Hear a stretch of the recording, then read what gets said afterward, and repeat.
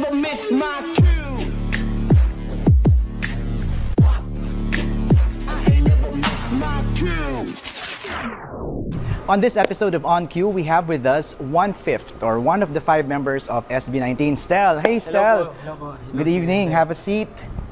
Welcome po. Welcome to my room. I know this is your room, but before we talk about your room and your future projects, congratulations first sa Mega Ball. Thank you so much po. Alam mo, isang Thank ano yun very big undertaking yung kumanta ng isang Opo. composition ni Ryan Cayabyab. Was that difficult for the group? Yes, sa totoo lang po. Kinabahan po kami nung sinabi po sa amin na, can you guys perform this song?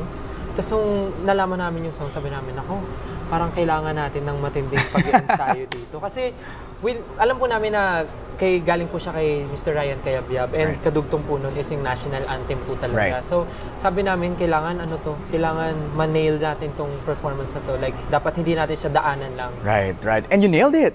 Yeah, Ang daming thank you, ang thank you. daming good Opo, reviews ang dami about nga the kasi kinumpare ko, hinahanap ko yung mga original na kumanta sina Celeste Legaspi, Opo, you know, nag-goosebumps ako, no joke yun. And I think Maraming your salamat fans appreciated also. Yes, maraming salamat po sa lahat ng mga naka-appreciate and sa mga good reviews na natanggap namin. Kasi sa totoo lang po, nandun kami para lang gawin yung part namin eh.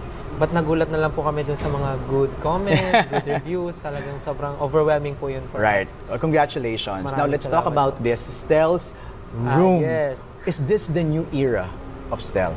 This is Stel's era. Wow! Yabang. Sige nga, ikaw nang mag-describe sa akin. Ano ba ang Stel's era?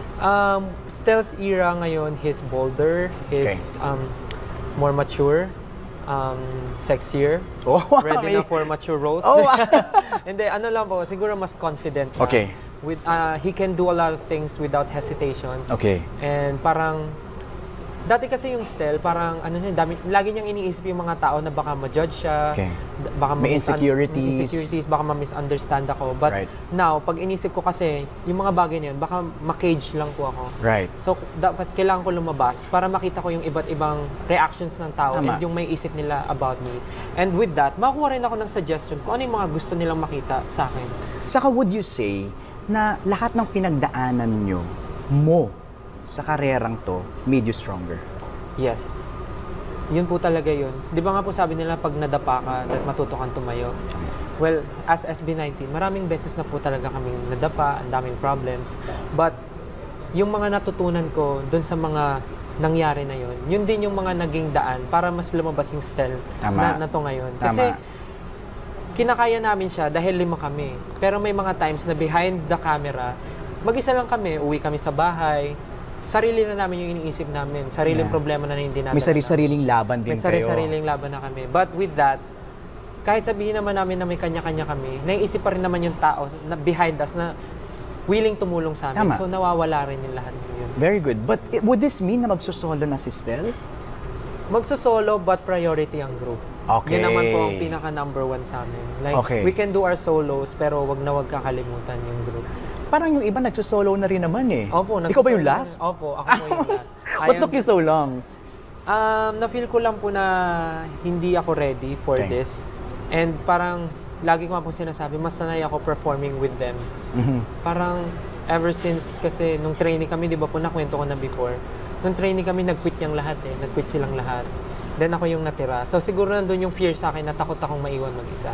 So hindi ako sanay na ako lang yung mag-isang nagpo-perform, hindi ako Right. sanay na naiwan mag-isa. Gusto ko lagi ko silang kasama. But now, na nakapag-release ako, dahil din sa kanila, dahil sila yung nag-insist na mag-release ako ng solo set. Ayun na nga, I was about to ask. Yeah. Sila ba ang nangulit? Sila, lalo na po si Pablo. Okay. Sabi niya, mag-release ka na ng solo mo. Lagi siyang gano'n. Ako, parang ayoko, hindi pa ako ready. Hanggang Right. sa one time sabi niya, mag-release ka ng solo mo, ako gagawa ng kanta mo, ano. Kaya ginawa niya yung room. Very supportive. Yeah. And even Justin, siya nag-direct nung music video. Okay. Ang galing. Nakakatuwang isipin na yung mga kapatid mo mismo. Ang tumutulong sa akin. Sila yung tumutulong sa'yo. bubuhat sa akin pag gano'n. I know. Yeah. Okay. Ano ang aabangan namin? What can we expect from Stel's room? Sobrang dami. Okay. Well, syempre dahil nasabi ko na nga po yung confident side ko. And hindi po ako natatakot dito na ipakita yung mga common na sinasabi, dapat pag nasa boy group ka, pag boy band ka, dapat yung image mo ganito, dapat yung ganyan. Clean, Ito, malinis, wholesome. Ito, binrate ko po talaga dito. So ano na? Ready na for mature roles talaga.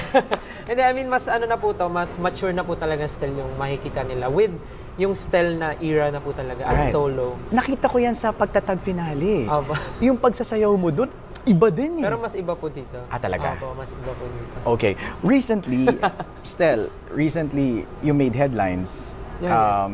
Yung parang nag-post ka ng about bashing, Ah, you know? yeah. Ano bang masasabi? Ano bang madadagdag mo doon sa inilabas mong yun? Sa akin naman po kasi, normal sa mga tao, especially kung fan ako, normal talaga sa akin na makakaramdam ako ng galit pag yung favorite ko, may nasabi silang bad about doon. Pero, ang hindi ko lang maintindihan, bakit kailangan pa natin gumawa ng mga masasakit na salita towards dun sa taong may nagawang mali? Or actually, hindi nga mali eh. Kasi to be honest, paano nga kung hindi siya sure, hindi niya kami kilala. So, kung hindi niya kilala, edi sana kinausap niya ng maayos, in-educate na lang, edi sana kung maayos yung usap, edi baka nung kinilala kami, baka nagkaayos-ayos pa lalo, hindi yung ganun nag-away-away. Kasi Right. ang sa akin lang naman po talaga, yung maayos na pakikipag-usap, maayos na mga salita na sasabihin natin sa iba, yun yung nagmamatter. Kasi hindi mo pwedeng batuhin ng apoy, ang apoy pa. Tama. So, mas lalo siyang sisiklab. So, parang, kaysa awayin mo yung tao na yun, hindi mo na lang kausapin ng maayos or hayaan mo na lang. Kasi hindi naman talaga siya defensive. I mean, hindi siya nakaka... Inosente, Hindi siya offensive eh. oo, Hindi siya offensive for me Hindi ako na-offend. Parang ano pa nga eh, kung ako yun, parang sasabihin ko pa lang, ay, ganyan po pala, ito po pala, papakilala ko na lang. Sila po yung SB19, ganito, ganyan. right. Sana ganun na lang. Pero hindi ko rin siya masisisi. Baka siguro yun yung burst ng emotion niya. Tama din naman. Siyempre, papakinggan natin both sides. Pero Oo. baka kasi yun yung burst ng emotions niya. Pero ang hindi ko ito tolerate, yung maling ginawa niya na nag-message pa siya. That's Kasi right. sabi nag-message niya, may message niya yung tao. Though hindi ako sure kung paano yung naging line ng usap nila. But feeling ko mali lang talaga na nagbato agad ng galit doon sa tao. Kaya tuloy lalong mas lumakas. Learning opportunity siya. Yeah. Siguro Hindi para... yun sa nangyari. Sana natuto yung mga taong involved. Right. Saka Especially- nakakatuwa naman na in-address yung dalawa ni Pablo yun. Kasi nga po, ayaw po namin talaga, especially kung sa fandom po namin galing, ayaw namin na may ginagawa silang mga bagay na at the end of the day, sila lang rin yung maapektuhan. Tama naman. 'Di ba? Siyempre, kung sila ayaw nilang naapektuhan kami rin naman ayaw naming naapektuhan sila. So parang alam niyo sa family, siyempre ano yan eh, pagtatanggol niyo yung isa't isa. Tama naman. So parang nagsalita na kami kasi feeling namin out of hand na siya eh. Lumalaki na yung Just to calm everybody down. Hindi sa dahil kinakampihan namin yung side namin. Actually nga, mas hindi ako kampi doon sa ano na. Kasi nga, sinabihan ko talaga na I don't tolerate. And syempre, hindi naman namin din masasabi na yung mga lahat ng yun ay galing sa ano namin. That's right. Kasi yun yung apilan nila. Hindi Oo, naman daw oo. lahat ng Pero ano yun. kahit na ganun, mali pa rin na Right. magbato na tayong mga Learning masasamang opportunity salita. yan. Learning Yeah. opportunity. Yeah. Ano ba? Na-meet mo na ba si Sisi? Hindi pa nga po. Actually Gusto- gusto ko sa kanya mag-apologize ng personal po Okay. talaga. Okay, Kasi pero... dahil sa nangyari. Oh, pero exciting na mag-meet kayo. I mean, finally, di ba? Papakilala mo yung sarili mo sa Sana po kanya. ma-meet lang kahit po mag-sorry man lang sa Right. nangyari. Sana okay siya. Right, Sana right. okay siya. Pero itong mga nangyayaring to, ang nakikita ko lang dito is parang natututo kayo lahat. Yes po. Di ba? All parties, no? Kasi sa totoo lang hindi naman lahat ng tao dapat kilala na kami or hindi naman lahat ng tao kilala si SB19. I mean, kaya nga kami patuloy na gumagawa ng music para mas makilala pa kami lalo. Right. And I mean, hindi naman talaga dapat kilala kami. Parang ganun. Yun po yung general. And kung di man kami kilala, ito po magpapakilala kami. Tama. That's very humble of you. I think hindi ka naman nagbago from the time na I met you Salamat po.